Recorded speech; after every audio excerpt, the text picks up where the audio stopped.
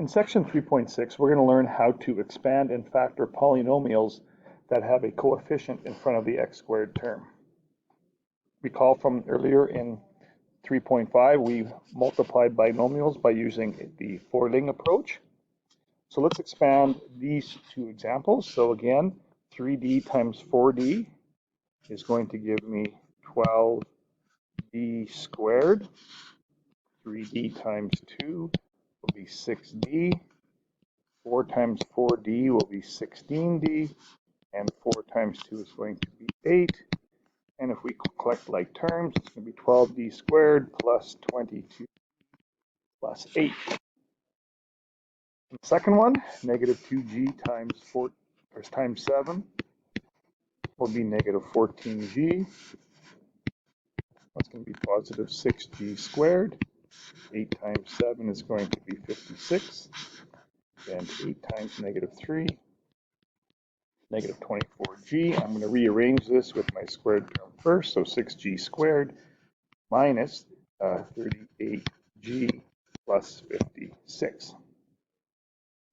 All right, I want you to pause the video and try these two on your own. All right, hopefully you found out when you multiply those two together, you get 10e squared plus 20e plus 6e plus 20. So this is going to be 10e squared plus 26e plus 20. In the next example, 6t times 7 is going to be 42t minus 30t squared minus 63 plus 45t. And again, if I arrange in powers in descending order, negative 3t squared plus 87t minus 63. Okay, there's a short assignment for you to try on expanding polynomials. And we're just going to continue this video into the factoring portion. So you can work on that, pause the video, but we're going to continue here looking at how do we end up factoring these polynomials. Okay, so now we're going to look at how do we factor trinomials of the form ax squared plus bx plus c. Earlier in this video, we expanded the factors of a polynomial of this type. So let's take a look at this example here. So we have 4h squared plus 20h plus 9, and we want to factor this. Now, if you recall, first thing we want to look for is a GCF, and there isn't a GCF. The polynomial is written in descending order. So what we're going to do is we're going to multiply the 4 by the 9. So I want two numbers whose product is going to be 36 and whose sum is still going to be 20. And if we look at those, okay, you're going to find out that 2 and 18 multiply to give me 36, and they add to give me 20. So I am going to replace my middle term, 20h, with positive 2h and positive 18h, and I'm going to leave my first and last term the same. Now I'm going to factor by grouping. So I'm going to group those two, and I'm going to group those two. So what can we take out that's common to the first two terms? Well, I can factor out a 2h. That would leave me with a 2h plus 1. And I could take out a 9 out of these two terms. That would also leave me with a 2h plus 1. Now these should be the same if we did it correctly. Now I'm still down to two terms, and my common factor is the 2h plus 1. So I'm going to take out the 2h plus 1, and I'll be left with 2h plus 9 as my other factor. Now, if you were to FOIL those out, you would get back what you started with. Okay, let's try this one. So in the next example, I'm going to multiply the 6 by the negative 35. So I want two numbers whose product is going to be negative 210 and whose sum is going to be negative 11.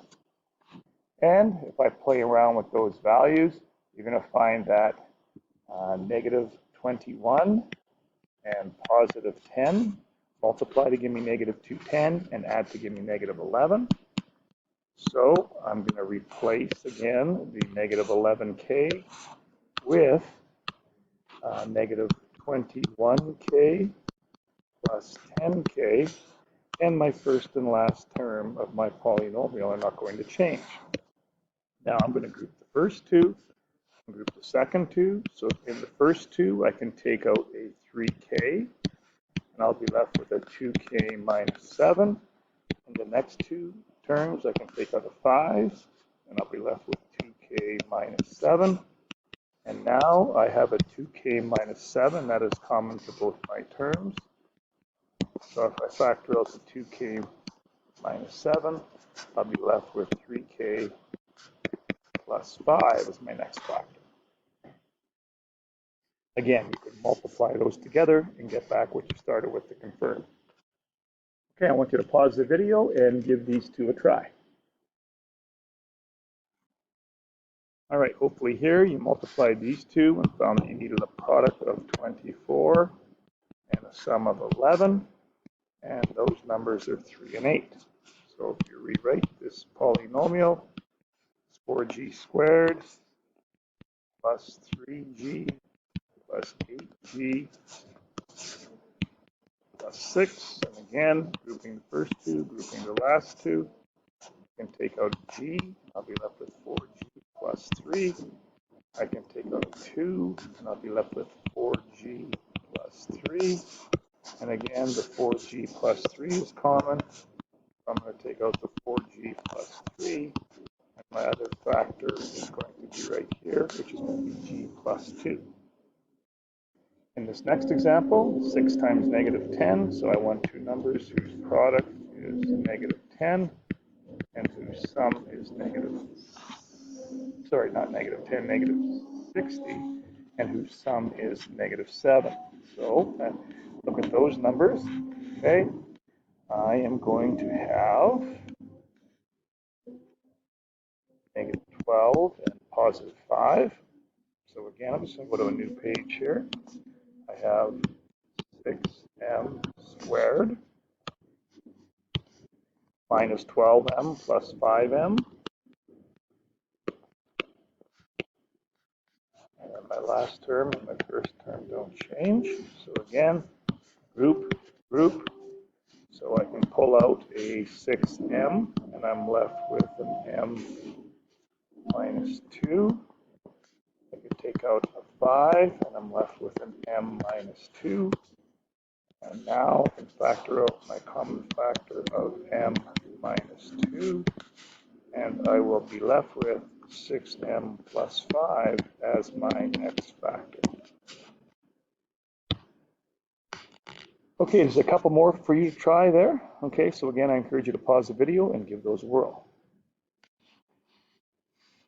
So again, 3 times negative 10, I want a product of negative 30 and a sum of negative 13. So again, negative 15 and 2. So I'm going to replace my 13 or negative 13s with minus 15s plus 2s. Again, my first and last terms are the same. So factor by grouping.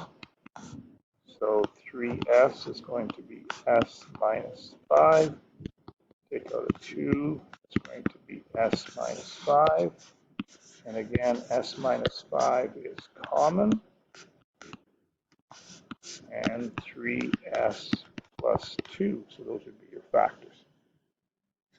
Okay, I'm just going to convert to a new page again. So 6x squared minus 21x plus 9. And if you notice in this particular question, I can take out a common factor, first of all, of 3. So I'll be left with 2x squared minus 7x plus 3. Now, sometimes you might be able to figure out the factors using a guess and check, because you know my product has to be 2x squared, so one of them has to be 2x and the other one has to be x. And because my sign is minus plus, that means these are both minus, and two numbers that multiply to give me positive 3. Well, we know it has to be negative 1 and negative 3, but I have to arrange them correctly so that when I multiply out these binomials, I get negative 7x, and that would be the correct order here. So 2x minus 1 and x minus 3. Okay, taking a look at these two. Okay, again, if I multiply 8 and negative 5, I have a product of negative 40 and the sum of negative 18. So again, I'm going to have negative 20 and positive 2. So 8p squared. I'm replacing the middle with negative 20p plus 2p minus 5. Whoops. I should put that minus 5 in the original color.